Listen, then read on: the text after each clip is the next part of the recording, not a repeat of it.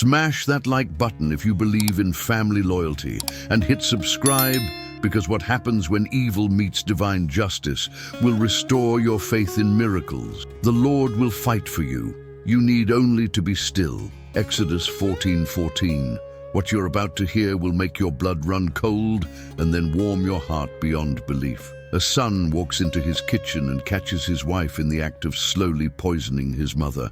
But what happened next? Nobody saw coming. This story will haunt you, inspire you, and prove that sometimes angels come disguised as the most unexpected people. Evelyn Carter, 68, had been living with her son Marcus and daughter-in-law Jade for 6 months since her husband's death. What should have been a time of healing and family support had turned into a nightmare she couldn't quite understand. For weeks, Evelyn had been feeling increasingly weak, dizzy, and nauseous. She'd attributed it to grief, but the symptoms were getting worse daily. Her once sharp mind felt foggy, her hands shook uncontrollably, and she could barely keep food down. "Maybe you should see a doctor, Mom," Marcus had suggested multiple times, but Jade always had a reason why it wasn't necessary. "She's just grieving, honey," Jade would say sweetly. "I've been taking such good care of her. I make her special teas every morning and evening to help with her anxiety." The doctor would just prescribe medication she doesn't need. Marcus trusted his wife completely. After all, Jade was a former nursing student who'd dropped out to marry him. She seemed to know exactly what she was doing, always fussing over Evelyn with apparent devotion. But Evelyn had started to notice something sinister.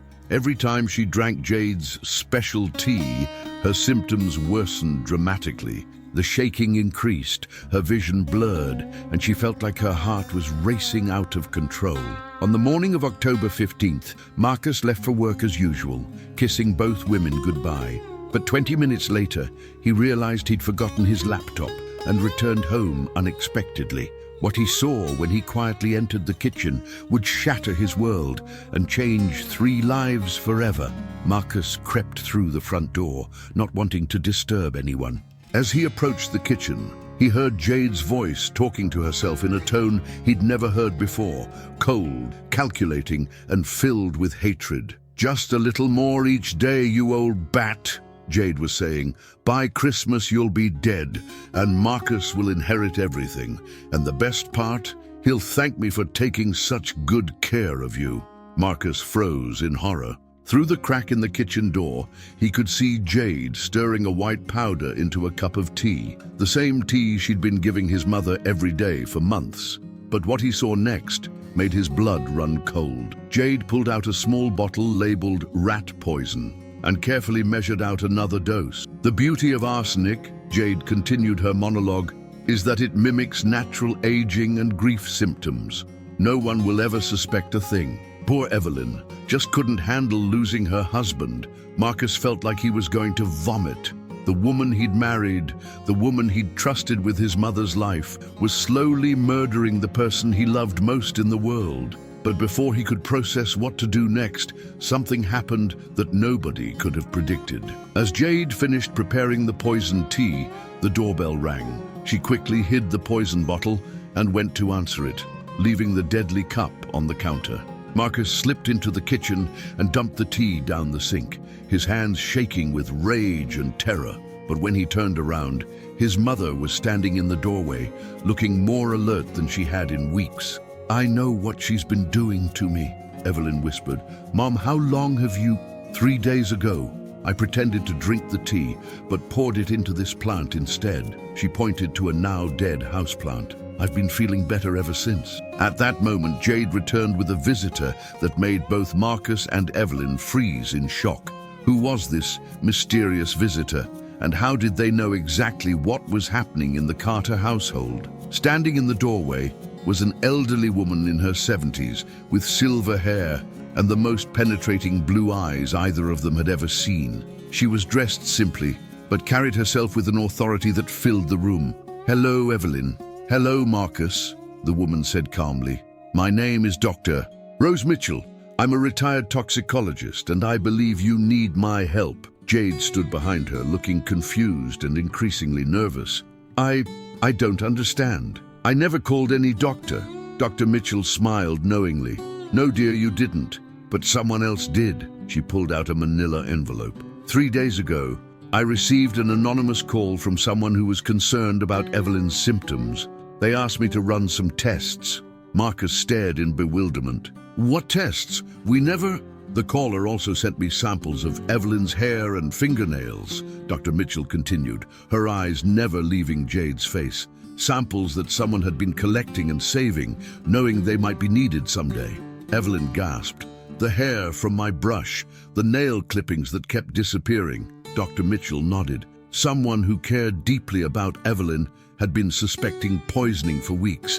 They'd been secretly collecting evidence. But who had been protecting Evelyn from the shadows? And what did the test results reveal? Drop a comment about who you think was protecting Evelyn, and don't stop watching because the revelation coming next will blow your mind completely. Dr. Mitchell opened the envelope and pulled out laboratory results. These tests showed dangerous levels of arsenic in Evelyn's system, levels that could only come from deliberate, repeated poisoning over several months. Jade's face went white. That's impossible. There must be some mistake. No mistake, Dr. Mitchell said firmly. And there's more. The person who contacted me also provided this. She pulled out her phone and pressed play. Jade's voice filled the kitchen. Just a little more each day, you old bat. By Christmas you'll be dead and Marcus will inherit everything. It was a perfect recording of the conversation Marcus had just witnessed. How did you get that? Jade stammered. Dr. Mitchell smiled. Your neighbor, Mrs. Agnes Thompson, age 84. She's been watching you through her kitchen window for weeks, suspicious of your behavior. Yesterday, she installed a listening device near your kitchen window. Marcus couldn't believe it. Mrs. Thompson, the quiet old lady next door? Mrs. Thompson is a retired FBI forensic analyst, Dr. Mitchell explained. She spent 30 years investigating domestic poisoning cases. She recognized the signs immediately, but needed time to gather evidence. Oh, at that moment, the front door opened and Mrs. Thompson herself walked in. The frail-looking elderly woman Marcus had barely noticed suddenly seemed formidable and sharp-eyed. I've been watching you, Jade, Mrs. Thompson said quietly. For 6 weeks, I've documented every time you've given Evelyn that tea, every time she's gotten sicker afterward, and every time you've hidden that poison bottle in your bedroom closet. But the most shocking revelation was still to come. Mrs. Thompson continued, I also did some research into your background, Jade.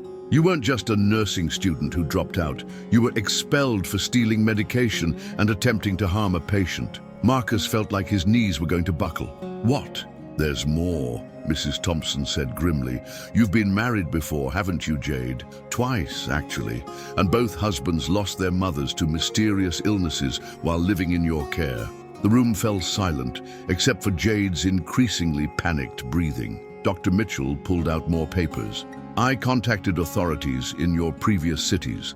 They're reopening both cases for investigation. It appears you have a pattern of marrying men with wealthy elderly mothers and then removing the obstacle to inheritance. Jade suddenly bolted for the door, but Mrs. Thompson, despite her age, moved with surprising speed and blocked her path. I've already called Detective Williams, Mrs. Thompson said calmly. He should be here any minute. But what happened next was something that would transform this family tragedy into a miracle.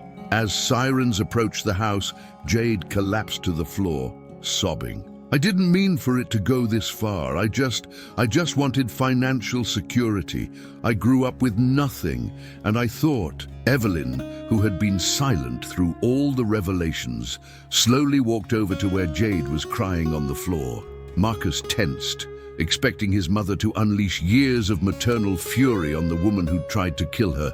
Instead, Evelyn knelt down and gently placed her hand on Jade's shoulder. I forgive you, she said quietly. Everyone in the room froze. Mom, what are you saying? Marcus asked in disbelief. I'm saying that hatred will only poison my heart the way arsenic poisoned my body, Evelyn replied.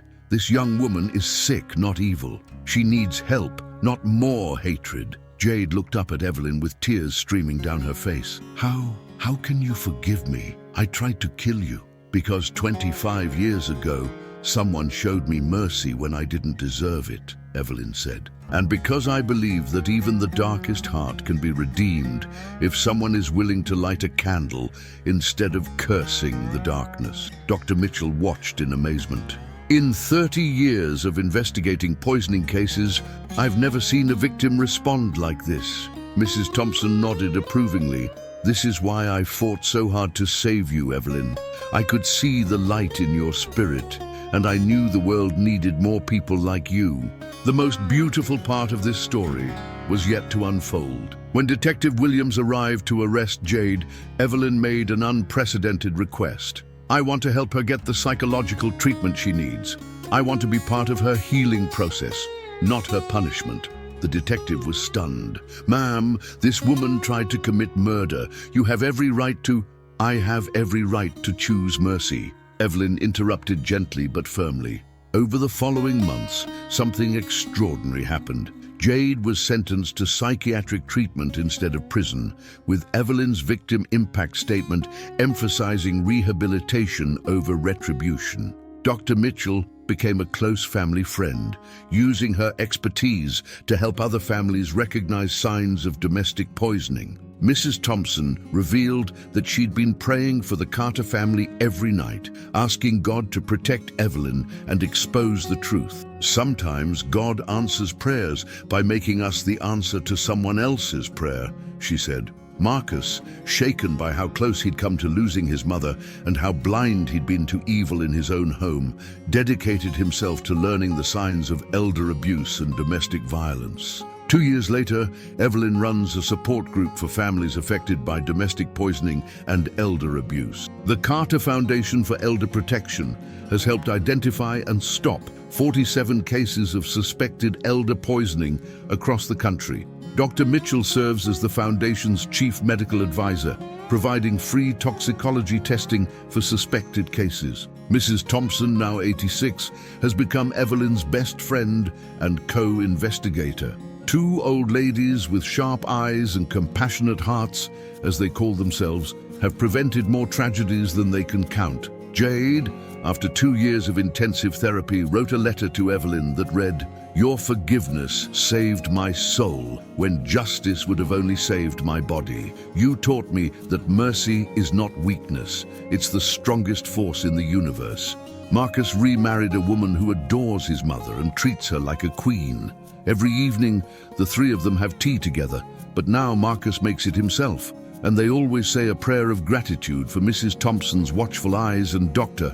Mitchell's expertise. The dead houseplant that first alerted Evelyn to the poison has been replaced with a beautiful white orchid that Mrs. Thompson gave her. It blooms year-round, which Mrs. Thompson insists is God's way of saying that life always triumphs over death when love triumphs over fear. Every night before bed, Evelyn looks out her kitchen window at Mrs. Thompson's house and whispers, "Thank you for being my guardian angel." And every night, Mrs. Thompson turns on her porch light twice, their secret signal that means you're safe and you're loved. The Lord your God is with you, the mighty warrior who saves. He will take great delight in you. In his love he will no longer rebuke you, but will rejoice over you with singing. Zephaniah 3:17. Have you ever been saved by someone's watchful care? Have you ever had to choose between revenge and forgiveness? Share your story in the comments below. Your experience might be exactly what someone else needs to hear today. And remember to subscribe, because every week we share stories that prove love always wins. Angels walk among us, and miracles happen when people choose mercy over vengeance. Your story of forgiveness could be the miracle someone desperately needs to see.